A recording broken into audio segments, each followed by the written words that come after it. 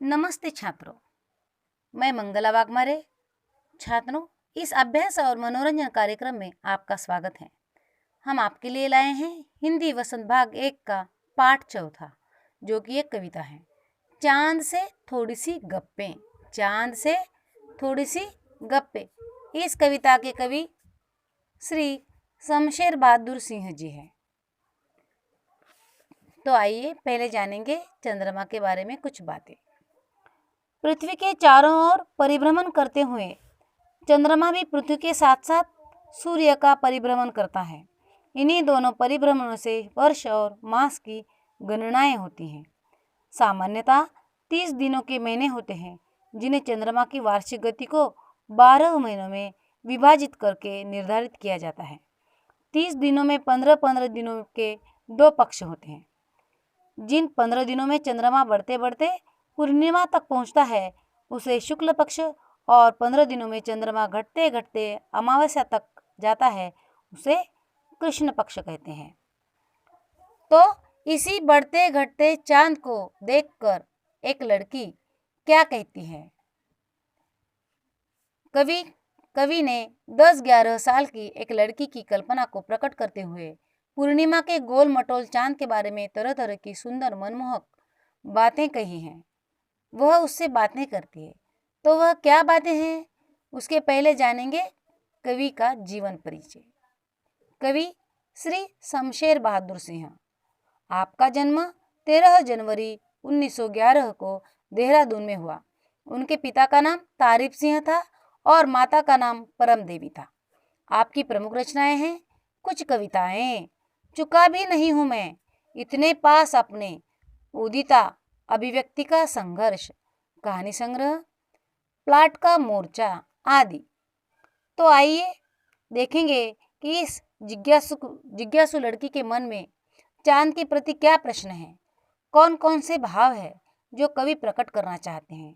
तो आइए पंक्तियों में पढ़ेंगे लड़की चांद से क्या गप्पें लड़ा रही हैं। गोल है खूब मगर आप तिरछे नजर आते हैं जरा। गोल है खूब मगर आप तिरछे नजर आते हैं जरा। आप पहने हुए हैं कुल आकाश तारों जड़ा। सिर्फ मुंह खोले हुए हैं अपना गोरा चिट्टा गोल मटोल। सिर्फ मुंह खोले हुए हैं अपना गोरा चिट्टा गोल मटोल। अपनी पोशाक को फैलाए हुए चारों सिमत। शब्दार्थ देखिए। खूब यानी बहुत, जरा थोड़ा सा, कुल यानी सारा, पोशाक यानी वस्त्र या कपड़े, सिमत यानी दिशा। लड़की कहती है कि आप बिल्कुल गोल मटोल है, मगर जरा से तिरछे दिखाई देते हैं। आपने टिमटिमाते तारों से जड़ा हुआ सारा आकाशी वस्त्र के रूप में पहन रखा है।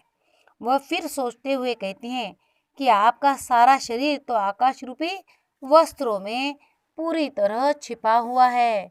यह गोल मटोल गोरा चिट्टा तो आपका खुला हुआ मुंह है। आप अपनी पोशाक को अपने चारों ओर सभी दिशाओं में फैलाए हुए हैं। आगे की पंक्तियां देखिए। आप कुछ तिरछे नजर आते हैं, जाने कैसे।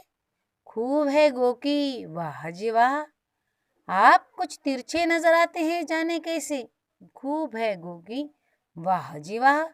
हमको बुद्धू ही निरा समझा है। हम समझते ही नहीं जैसे कि आपको बीमारी है।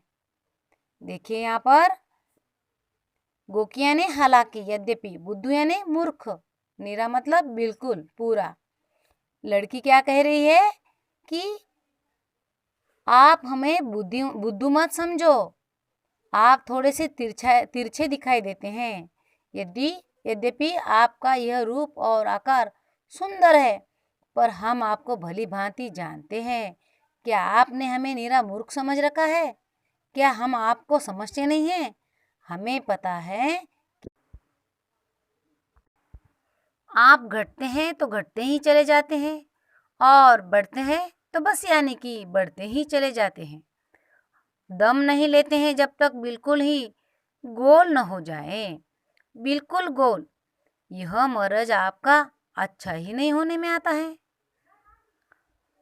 यह मरज आपका अच्छा ही नहीं होने में आता है। शब्दार्थ देखिए, दम यानी सांस, मरज यानी रोग बीमारी, गोल होना यानी गायब हो जाना। लड़की चांद से बातें करते हुए कहती है कि आपको बीमारी है, जिसके कारण आप घटने लगते हैं तो घटते ही चले जाते हैं। आपका आकार छोटे से छोटा हो जाता है और फिर आकाश से गायब हो ही जाते हो। लेकिन जब आप बढ़ने लगते हैं ना, तो बढ़ते ही जाते हैं। आपका बढ़ना और ये बढ़ता हुआ आकार घटने का नाम ही नहीं लेता है, जब तक आप बिल्कुल गोल मटोल नहीं हो जाते। आप बढ़ते ही जाते हैं।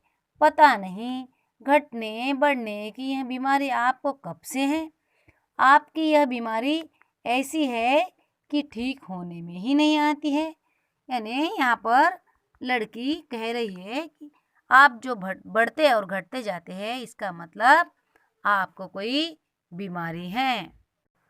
तो बच्चों, आप भी अपने मन से गप्पे लड़ाइए और लिखकर हमें ज़रूर बताइए। पेड़, सूरज, सड़क, तितली आदि। धन्यवाद।